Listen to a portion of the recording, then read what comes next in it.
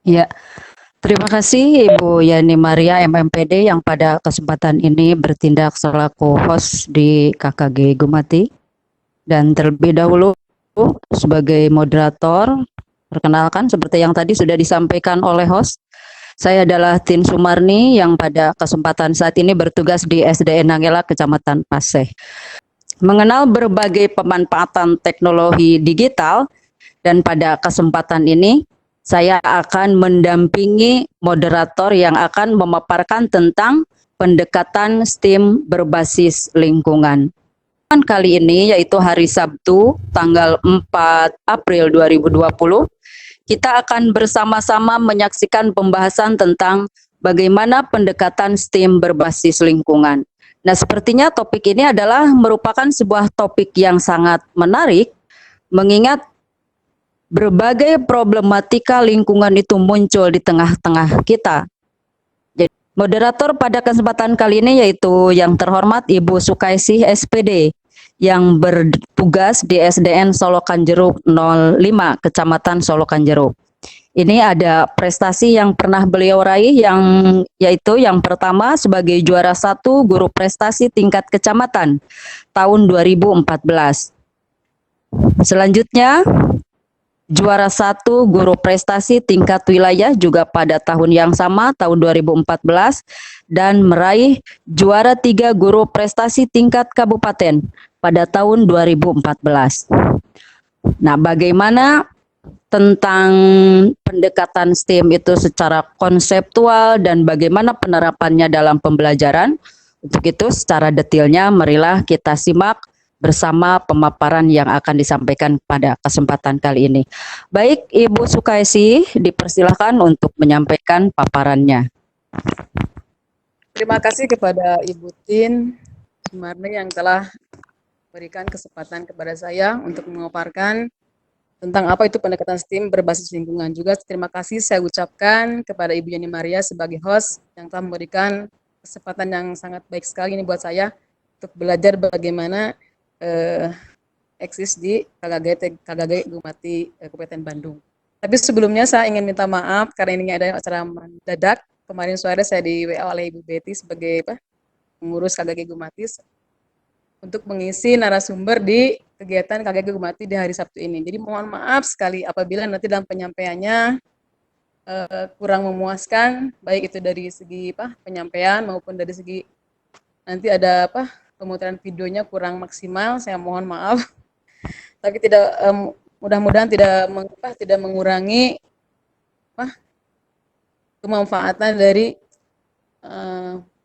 KKG hari ini. Baiklah Ibu Bapak Guru Kabupaten Bandung yang hebat.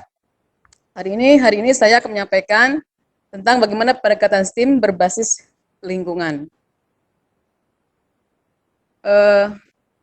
Jadi latar belakang kenapa saya mengambil pendekatan STEAM berbasis lingkungan ini adalah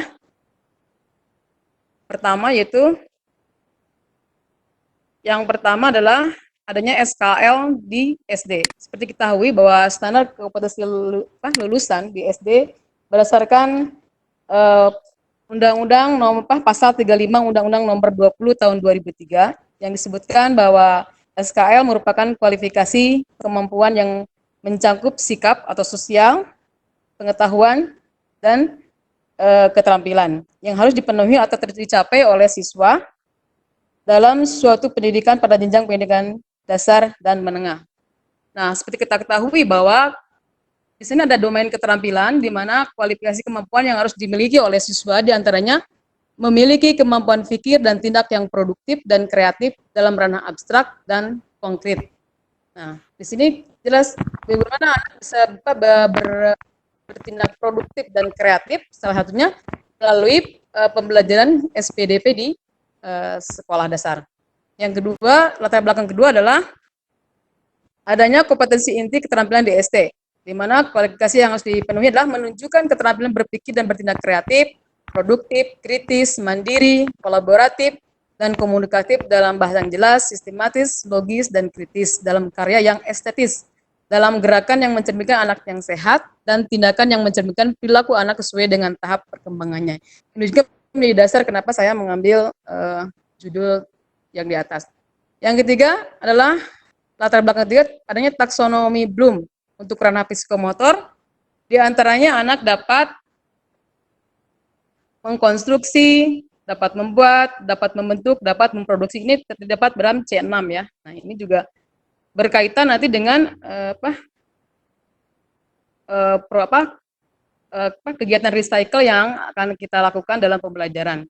Yang keempat, latar belakangnya adalah mendukung program 5R pemerintah, yaitu reuse, reduce, recycle, refresh, dan replan. Nanti akan saya jelaskan lebih lanjut di depan. Yang kelima, yaitu kegiatan dalam seni untuk mendorong siswa lebih meningkatkan daya kreativitas serta meningkatkan rasa percaya dirinya. Jadi diharapkan dengan pendidikan dengan keterampilan ini, pelaksana prakarya ini, kreativitas anak menjadi terdongkrak, termuncul, serta dengan bisa dia membuat sebuah produk, insya Allah rasa percaya dirinya akan tumbuh. Biasa kalau kita sudah menciptakan sesuatu, ada perasaan bangga yang akan timbul dalam diri kita. Yang keenam adalah lebih keras ya, kelas. Yang keenam adalah kegiatan PLS 2N atau Festival Seni Siswa Nasional, di mana salah satu jenis mata lomba yang dilombakan adalah keterampilan menganyam. Oleh sebab itu, dalam kesempatan ini saya nanti akan bagaimana dari recycle koran bekas dianyam menjadi sebuah produk yang insya Allah sangat berguna bagi kehidupan kita. Baiklah Bapak guru hebat Kabupaten Bandung, selanjutnya adalah saya akan mulai dari pendekatan STEAM. Apa itu STEAM? STEAM adalah sebuah singkatan untuk science, teknologi, teknik atau engineering, seni, art, dan matematika atau matematik. Istilah STEAM ini berdasarkan dikutip oleh ini terlihat oleh WW ya. Istilah ini diciptakan di Sekolah Desain Pulau Road atau disingkat RIDS. STEAM sendiri menggambarkan peran seni dalam desain dan sains. STEAM adalah sebuah pendekatan pembelajaran terpadu yang mendorong siswa untuk berpikir lebih luas tentang masalah di dunia nyata. STEAM juga mendukung pengalaman belajar yang berarti dan pemecahan masalah, dan berpendapat bahwa sains, teknologi, teknik, seni, dan matematika saling terkait. Dalam STEAM ini, sains dan teknologi dapat diartikan melalui seni dan teknik, termasuk juga komponen matematika. Nah, pendekatan STEAM ini sesuai kita lakukan di SD, terutama yang berkaitan dengan sains, dengan teknologi, matematik, seni, dan art. Nanti yang akan saya ambil adalah dari segi seninya ya, untuk dalam STEAM ini. Pemateri. Selanjutnya, prakarya pada art atau seni. Kata prakarya berasal dari kata pra dan karya. Pra berarti belum, karya berarti kerja. Prakarya didefinisikan sebagai hasil kerja yang belum jadi. Prakarya masih berupa proof of concept, jadi pembuktian dari apa konsep yang ada ide atau ide dari ide kita, atau prototype, jadi desain awal. Prakarya belum mempunyai target pemasaran atau pengguna. Satu-satunya pengguna mungkin si pembuat prakarya tersebut. Oleh sebab itu, kenapa saya mengambil kata prakarya untuk di kegiatan recycling ini, karena nanti karya yang dibuat oleh anak mungkin belum bisa atau digunakan saya di sekolah digunakan. Pengertian keterampilan dalam mata pelajaran prakarya di sekolah adalah usaha untuk memperoleh kompetensi cepat, dan tepat dalam menghadapi masalah belajar melalui aktivitas kerajinan dan teknologi rekayasa, budidaya, pengolahan. Mungkin untuk teknologi rekayasa, budidaya, dan pengolahan itu untuk tingkat level yang lebih tinggi, mulai dari SMA sampai dengan perguruan tinggi. Jadi untuk di sekolah dasar, jadi yang keterampilan atau kompetensi yang bisa cepat dalam melaksanakan sesuatu, cepat dan tepat dalam menghadapi permasalahan belajar melalui aktivitas kerajinan. Selanjutnya, prakarya pada mapel SDPD di sekolah dasar, ruang lingkupnya yaitu seni musik, di mana kita tahu seni musik di SD itu hanya berupa pengetahuan sederhana tentang interval nada, tentang tanda-tanda dinamika, tanda-tanda tempo, atau penguasaan lagu-lagu daerah dan lagu-lagu wajib nasional. Dan untuk penguasaan seni alat musik sederhana. Seni rupa di SD biasanya dikenal dengan istilah menggambar, buat hanya bisa menggambar bebas, menggambar bentuk, sampai nanti gitu, termasuk desain grafis ya. Nah, seni tari di SD juga sama diajarkan, mulai dari pola lantai sampai dengan performance di panggung. Nah, yang keempat adalah ini yang akan saya nanti ambil, itu keterampilan atau prakarya. Di mana ranah keterampilan prakarya itu meliputi transformasi substansi atau materi agar peserta didik tahu tentang bagaimana membuat sesuatu atau bagaimana memproses sesuatu. Di mana hasil akhirnya adalah peningkatan dan keseimbangan untuk menjadi manusia yang baik atau soft skill, dan manusia yang mempunyai kecakapan dan pengetahuan untuk hidup yang lain atau hard skill, atau lebih kita dikenal dengan life skill ya, yang kemarin cukup ngetren, bagaimana anak mampu atau memiliki sesuatu skill yang bisa dia terapkan dalam kehidupan sehari-harinya, tepat guna. Dari peserta didik yang meliputi aspek kompetensi sikap, pengetahuan, dan keterampilan. Nah, prakarya di sini banyak sekali bentuknya, bisa dengan seni pahat, memahat, membentuk, meronce, menganyam, menempel, dan sebagainya, kolase dan sebagainya. Kemudian strategi dan prinsip pembelajaran prakarya. Ada beberapa prinsip dari pelaksanaan prakarya tersebut. Pertama itu partisipasif. Strategi partisipasi ini biasa digunakan di SD, di mana anak langsung berpartisipasi aktif dalam pelaksanaan atau pembuatan sebuah karya. Yang kedua ada eksploratif. Nah, untuk eksploratif ini lebih untuk level yang lebih tinggi. Jadi selain untuk di SMP, SMA, selain berstrateginya partisipasif, juga dilaksanakan strategi eksploratif, di mana anak SMP, SMP dan SMA bisa mengeksplor kreativitas lebih luas lagi, lebih tinggi lagi dibandingkan dengan anak SD. Kemudian prinsip pembelajaran prakarya. Pertama, tentu saja kreativitas. Seperti disinggung di depan bahwa kualifikasi yang salah satu kualifikasi yang dimiliki anak adalah adanya kreativitas, di mana dalam pembelajaran prakarya ini anak dituntut untuk memunculkan kreativitas dalam dirinya sendiri dalam membuat sebuah karya. Yang kedua harus menyenangkan atau joyful learning. Jadi biasanya kalau ketika melaksanakan membuat sebuah prakarya, saya dengan selingi diiringi dengan musik-musik yang menyenangkan, bisa musik klasik atau sesuatu yang bisa anak selain dia melakukan membuat karya, juga dia akan diselingi dengan mendengarkan musik yang cukup menyenangkan buat mereka. Itu terbukti sangat efektif sekali. Yang ketiga harus rekreatif. Mungkin ini sama dengan menyenangkannya. Jadi harus bersifat rekreatif, bisa membuat anak senang atau tidak boring, tidak monoton gitu. Yang keempat ekspresif. Nah, ekspresif di sini mungkin lebih untuk dia bisa mengeksplor atau menerapkan ekspresif emosi dia. Bagaimana biasanya yang saya lihat ketika membuat prakarya, ekspresif yang ditimbulkan anak rata-rata memang mereka senang. Semua senang, bukan rata-rata mereka semua senang. Apalagi tadi seperti iringi musik, mereka bisa sambil ketawa-ketawa, sambil bercanda. Saya tidak dibiarkan saja, karena memang prinsip pembelajaran prakarya itu seperti itu. Kelima, keterjualan. Nah, ini untuk keterjualan ini mungkin untuk level yang lebih tinggi. Tapi saya selalu menekankan pada anak, ketika kamu membuat sebuah produk yang berkaitan dengan tanggung jawab, harus bertanggung jawab dengan hasil karya kalian. Harus betul-betul membuat karya terbaik. Ya, saya selalu mengatakan begitu. Moto hidup kita harus do the best thing in your life, in your life. Jadi lakukan sesuatu yang paling baik dalam hidup kalian, termasuk dalam membuat sebuah produk. Nah, untuk keterjadian ini saya menekankan, jika nanti misalkan kalian suatu saat tidak melanjutkan sekolah, tidak punya penghasilan, nah ada life skill tadi yang biasa kalian lakukan di sekolah, jika itu bisa bernilai jual, why not? Apa salahnya? Diperbanyak, bisa dijual. Misalkan kayak seperti bunga, ada anak saya katanya, Bu, sudah terjual bunganya pada tetangga-tetangganya, alhamdulillah ya. Untuk meskipun dalam skala kecil misalkan ya, dari recycle kresek bekas biasanya. Yang selanjutnya adalah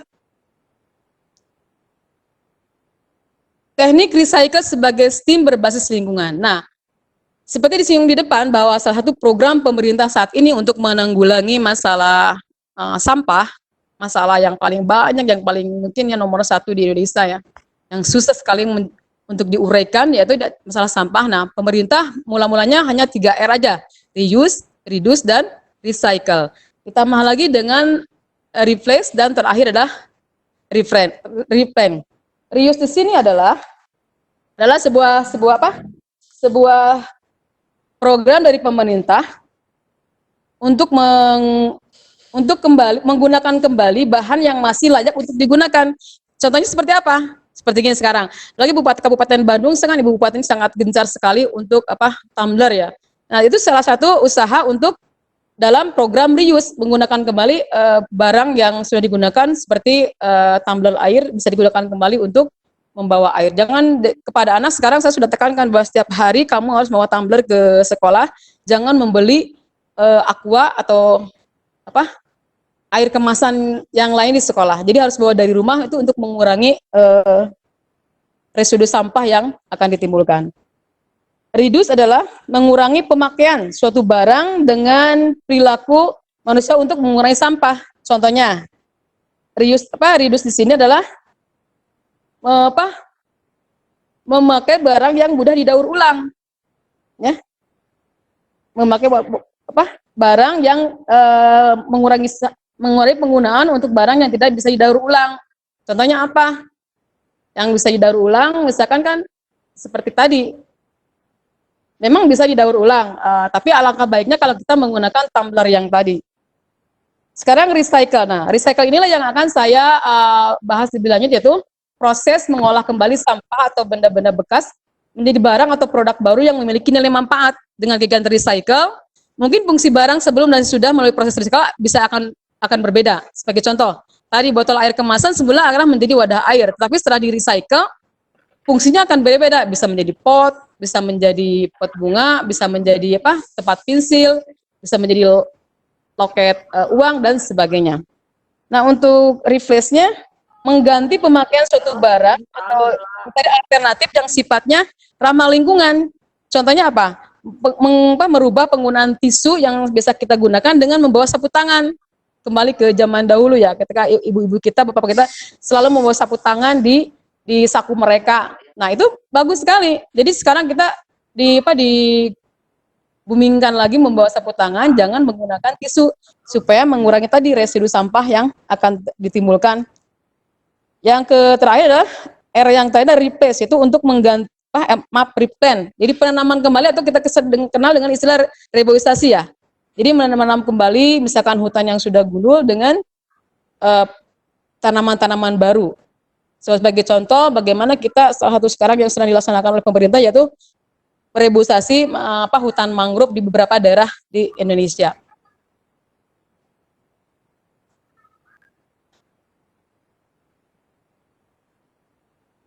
Selanjutnya, hal-hal yang harus kita laksanakan ketika kita melakukan kegiatan recycle. Di antaranya, pertama, harus bersikap bijak dalam memilih produk barang yang hendak dibeli dengan mempertimbangkan fleksibilitas barang tersebut agar bisa didaur ulang. Jadi sebelum kita memilih produk barang, kita harus lihat nih, apakah barang tersebut bisa didaur ulang tidak? Kalau tidak bisa didaur ulang ya kita jangan gunakan. Tapi kalau bisa di recycle, nantinya kita bisa gunakan kembali, atau kita selain recycle juga dibikin ulang ya kita beli. Kalau tidak ya kita kesampingkan, cari barang yang istilahnya bisa didaur ulang. Yang kedua, dibutuhkan kreativitas untuk memunculkan ide-ide baru agar dapat memaksimalkan benda-benda yang sudah tidak terpakai menjadi berfungsi kembali atau bermanfaat. Jadi memang di sini adalah salah satu yang sangat dibutuhkan adalah kreativitas. Mungkin bagi sebagian orang tempat aqua botol kemasan tidak bernilai apa-apa, kaleng bekas tidak apa-apa. Tapi untuk seseorang yang cemerlang itu bisa dijadikan sesuatu yang bermanfaat. Seperti saya di rumah sudah pada tahu bahwa kalau saya melihat barang bekas pasti akan sesuatu yang lain di tangan saya katanya. Nah, itu adalah satu yang dibutuhkan untuk kreativitas tersebut. Nah, bahan-bahan yang dapat di recycle diantaranya banyak sekali ya Bu ya. banyak sekali. Apalagi kita untuk yang sering ke YouTube, kita bisa lihat bagaimana tutorial-tutorial yang dilakukan di YouTube. Di antaranya kertas koran atau majalah bisa dengan jadi pot bunga yang saya akan praktekkan, bisa jadi piring, bisa tempat buah, dan atau bisa dengan tas, bisa ya. Kaleng bekas bisa dibentuk dengan celengan, pot bunga dan lain-lain. 3, kain perca bisa jadi boneka, bros, gantungan, kunci dan lain-lain. Yang keempat, kardus bekas bisa menjadi file buku, figura, hiasan dinding, dan masih banyak lagi. Botol air kemasan bisa jadi pot bunga, tempat pensil, bisa loket, bisa jadi lampion, bisa jadi bunga dan lain-lain. Celana bekas pun bisa digunakan untuk tas, untuk boneka kaos bekas ya, bisa kita recycle jadi sesuatu yang bermanfaat, bisa jadi tas, bisa jadi boneka, bahkan bisa jadi bantal kursi, Bu, ya. Sendok plastik yang bisa sering kita lihat. Nah, itu sangat berguna untuk dibikin untuk jadi lampion. Hasilnya insya Allah bagus sekali, tidak kalah dengan lampion-lampion yang dibikin oleh para ahli. Yang ke-8, kantong kresek. Kantong kresek bekas bisa dijadikan tempat sampah. Itu sudah dipraktekkan oleh saya, bunga juga bisa ya, dan masih banyak lagi bahan-bahan bekas lainnya yang insya Allah akan sangat bermanfaat dalam kehidupan kita. Mungkin itu saja, foto-fotonya nanti akan di-share ya. Foto-foto kegiatan yang telah saya lakukan bersama anak-anak dalam kegiatan recycle barang-barang bekas ini. Sekian, mohon maaf atas kekurangan yang betul itu murni dari Allah Subhanahu wa taala, dan kekurangan adalah murni kesehatan saya pribadi. Oh ya, maaf, ada terlewat. Ini bahan recycle koran bekas menjadi pot bunga. Bahan-bahannya yang diperlukan yaitu koran bekas atau majalah, sapu lidi, lem kertas, isolasi kertas. Kenapa saya menggunakan isolasi kertas? Karena kalau isolasi plastik itu tidak akan menyerap nanti cat palitur yang akan kita gunakan. Kalau isolasi kertas dia bisa menyerap dengan baik cat paliturnya. Yang kelima, kuas cat. Yang keenam, cat palitur.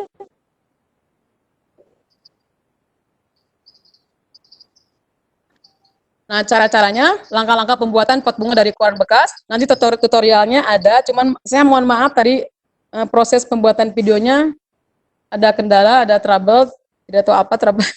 Saya juga bingung. Tapi mohon maaf ya Bu ya, intinya nanti saya akan bantu dengan narasi saja. Yang pertama, potong koran bekas sesuai ukuran koran seutuhnya, jadi dipotong. Yang kedua, pilin koran dengan menggunakan lidi sambil ditekan supaya hasil pilinan kuat. Jadi ketika Ibu memilih koran, usahakan posisinya proporsional, Bu. Jangan terlalu miring atau jangan terlalu lurus. Nanti kalau terlalu lurus, pilihannya juga jelek, akan kopong ya. Kalau terlalu miring, pilihannya nanti akan pendek hasilnya. Jadi proporsional teman Ibu ini segini cukupnya. Sambil tidak kopong atau tengahnya tidak bolongnya jadi pilihannya. Setelah dipilih nanti lem-lemnya di ujung pilihan di lem, dikasih lem, bisa lem kertas atau lem kayu. Yang kelima, setelah jumlah pilihan banyak, tahap selanjutnya adalah menganyam pilihan menjadi bentuk pot bunga atau bentuk lain yang diinginkan. Nah, untuk menganyam ini, Ibu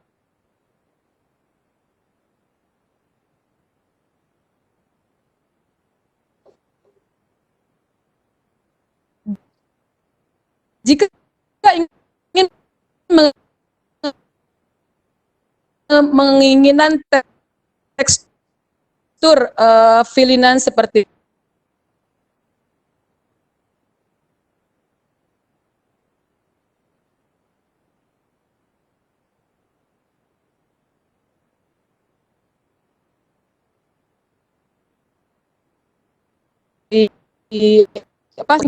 Ibu Bapak. Kalau ingin bergabung, itu jadi bulat atau lonjong sesuai bentuk yang diinginkan ya. Untuk membuat piring pilihan yang bulat ya, tidak dianyam, cuman bulat-bulat. Nanti dianyamnya setelah berbentuk bulat, baru dianyam menggunakan disambung-sambungkan kembali gitu, bukan dianyam. Ya, kemudian digulung. Nah berikut adalah foto-foto kegiatan video pelaksanaan recycle koran bekas serta berbagai produk yang bisa dihasilkan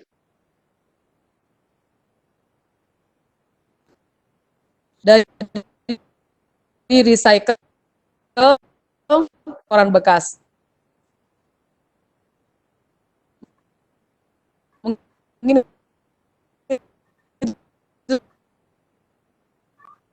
akan berguna bagi di sekolah atau di rumah, boleh.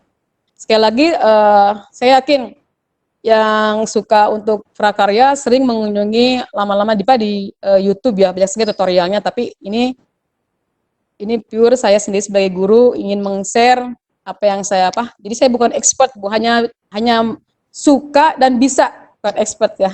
Jadi kalau banyak kekurangan ya namanya juga manusia. Yang betulnya itu Subhanahu wa taala. Jika ada itu murni kesalahan saya pribadi. Sekali lagi terima kasih atas perhatiannya, atas atensinya. Mudah-mudahan kebaikan Ibu Bapak Guru, host, moderator dan partisipan akan dibalas berlebih-lebih oleh Allah Subhanahu wa taala. Dan mudah-mudahan apa yang hari ini kita belajar akan berguna khususnya bagi kita umumnya, bagi anak-anak, bagi semua yang nanti kegiatan KKG Jumat ini. Billahi taufiq wal hidayah. Wassalamualaikum warahmatullahi wabarakatuh. Fotonya akan di-share oleh videonya ada sedikit ya Bu ya. Sampai di mana itu? Hari ini saya akan mencoba mempraktekkan proses recycle dari bahan koran bekas menjadi benda-benda yang bisa kita pergunakan dalam kehidupan sehari-hari. Bahan yang pertama kita perlukan tentunya adalah koran bekas. Yang kedua, itu tahap pertama adalah proses memilin ya Bu. Isolatif Memilin koran jadi pilihan. Bisa menyerap nanti palitur yang akan kita pakai. Kalau isolatif plastik tidak akan. Isolatifnya isolatif kertas digunakannya. Gunting, yang kelima kuas, keenam palitur, yang ketujuh lem kayu atau lem kertas. Boleh dua-duanya. Baiklah Bapak Guru hebat, kita akan mulai. Langkah pertama itu gunting koran atau sobekan koran menjadi dua bagian.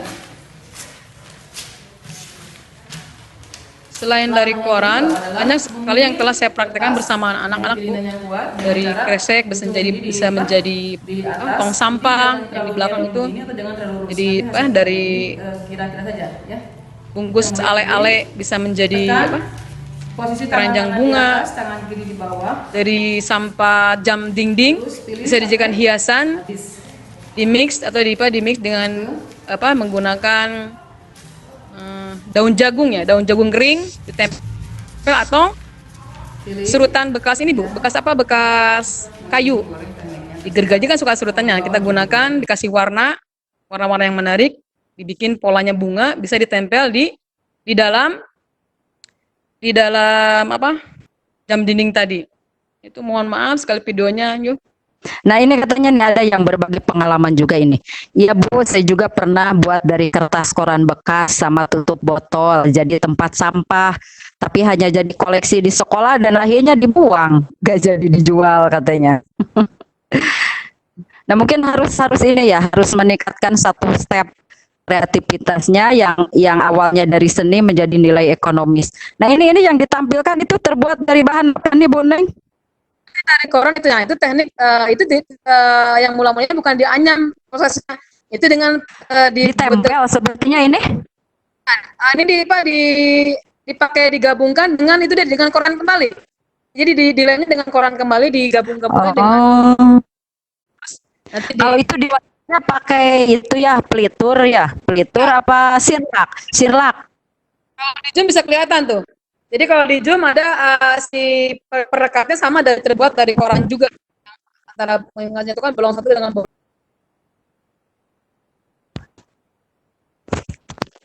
Bu Betty. Ya, halo. Ada? Ya. Ya, ada Bu. Silakan Bu. Ibu mau berbagi silakan. Mau mengajukan pertanyaan silakan. Sebetulnya ini kepijit otomatis tapi apa-apa saya sekalian bukan bertanya mungkin ya. Ini tadi tampilan-tampilan prakarya hasil dari Uneng peserta didiknya membuat saya tertarik, sangat variatif, sangat banyak.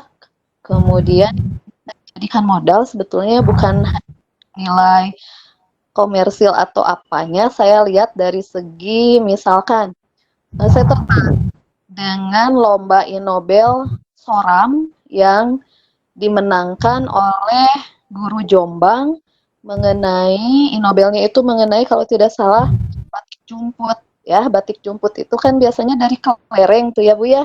Nah, Iya. dimodifikasi oleh ibu guru ini dari bangun-bangun ruang. Nah, mungkin Bu Neng selain bisa mengolah barang bekas menjadi sesuatu hal yang bernilai uang, Bu Neng juga mungkin bisalah coba lomba-lomba seperti itu dari bidang yang Bu Neng kuasai dalam hal ini yaitu prakarya. Bisa di apa? Maksudnya bisa dijadikan modal karena saya kebetulan satu kecamatan saya lihat memang keahlian Bu Neng atau kelebihannya di bidang tersebut. Mengapa tidak gitu Bu Neng, cobalah ikut lomba-lomba seperti itu, mungkin ada hubungan untuk Bu Neng ke tingkat yang lebih tinggi gitu, karena kan kalau Inobel itu lombanya bisa langsung kita daftar sendiri ya, tanpa Online maksudnya ya Bu Betty ya, bisa online kan? tidak direkomendasi dari dinas atau apa gitu kan ya. Ini hanya masukan sih. Sebetulnya tadi ini otomatis kepencet, jadi saya sekalian aja gitu. Ada terbersit ide di sana. Silahkan Bu Neng ikuti itu supaya apa ya terap gitu potensi Bu Neng yang ada. Terima kasih itu saja Bu. Terima kasih sekali lagi. Ya, ya, sama-sama Bu Betty. Itu masukan yang sangat bagus sebetulnya Bu Neng. Jadi kenapa tidak? Di samping tadi kan memberdayakan anak-anak, terus memberdayakan juga limbah agar bernilai ekonomis, bernilai seni.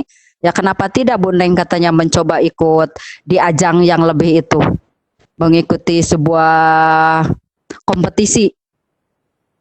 Wah, subhanallah ya jika saya bisa.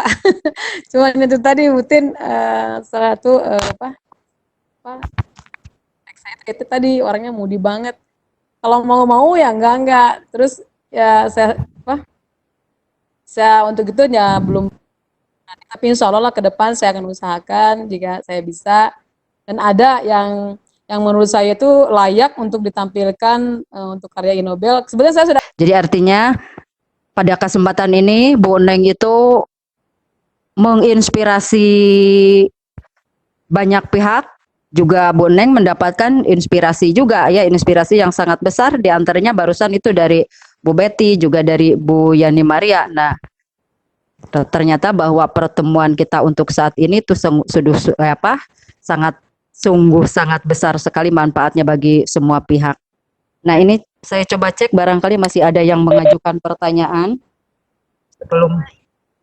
Oh, oh iya. Ya, silakan. Bangga kepada Ibu pengawas untuk memberikan apresiasi terhadap apa yang barusan disampaikan, terutama oleh narasumber. Ibu Bangga Bu, diaktifkan saja mic-nya Bu, langsung bicara. Oh iya. Assalamualaikum semuanya. Terima kasih. Waalaikumsalam Pada warahmatullahi hari wabarakatuh. ini saya baru bisa bergabung dengan KKG Gumati. Semoga KKG ini bisa berjalan terus dan memberikan inspirasi bagi guru-guru yang lain. Karena Nana yang Apresiasi tujuan saya buat Ibu Neng Supaisi yang telah Kaha. menyampaikan materi dengan dua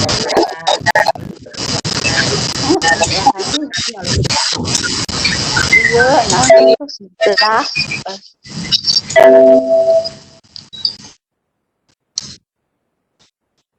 ya.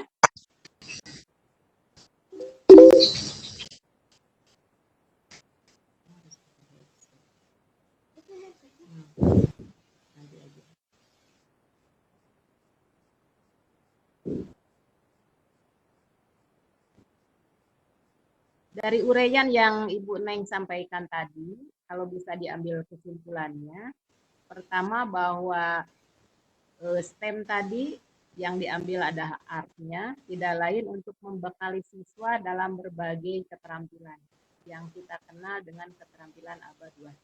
Jadi sudah muncul di sini keterampilan abad 21. Kemudian yang kedua, Dengan demikian bahwa sekolah itu harus dilengkapi dengan pembelajaran untuk menyiapkan generasi baru. Yang dimaksud generasi baru di sini adalah peserta didik yang kreatif. Berbicara sekolah, artinya pada subjeknya, pada guru. Tentunya di sini guru harus siap dengan berbagai metode dan pendekatan pembelajaran yang relevan, sehingga dapat memenuhi kebutuhan peserta didik di era sekarang ini.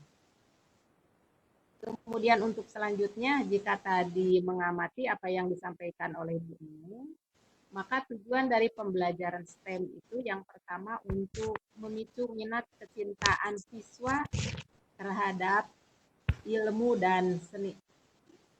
Yang kedua, dapat melibatkan proses kreatif dan tidak ada yang menggunakan hanya satu metode. Artinya, guru harus kreatif menggunakan berbagai macam metode. Dan yang keempat ini ada dari salah satu ahli, yaitu dari Beyond tahun 2015. Dia mengatakan bahwa STEM itu tiada lain dari pendekatan untuk memecahkan masalah dunia yang nyata. Jadi terima kasih apa yang disampaikan oleh Bu Neng barusan sudah menginspirasi banyak orang, termasuk kami para pengawas merasa bangga dengan kegiatan ada di sini. Sekian, Assalamualaikum warahmatullahi wabarakatuh. Waalaikumsalam warahmatullahi wabarakatuh. Ya, terima kasih Ibu Pengawas, Ibu Duriah yang sudah menyampaikan apresiasinya. Sekali lagi kami ucapkan terima kasih atas apa yang sudah Ibu sampaikan. Baiklah, menginjak waktu 11.40 menit, artinya kesempatan kita sudah berakhir. Atas nama moderator, saya mengucapkan terima kasih kepada seluruh partisipan yang sudah bergabung pada hari ini. Mohon maaf juga atas segala kekurangannya, juga terima kasih kepada host, kepada narasumber, juga kepada seluruh admin KKG Gumati yang sudah memberikan dukungan penuh agar acara ini terselenggara dengan lancar dan baik dari awal. Mudah-mudahan apa yang sudah kita simak bersama tadi memberikan tambahan pengetahuan, wawasan, juga keterampilan kita sebagai guru. Juga sekali lagi terima kasih atas partisipasinya dan mohon maaf atas segala kekurangannya. Kita bertemu pada sesi yang selanjutnya. Pertemuan ini ditutup dengan ucapan billahi taufik wal hidayah. Wassalamualaikum warahmatullahi wabarakatuh. Waalaikumsalam. Waalaikumsalam warahmatullahi wabarakatuh.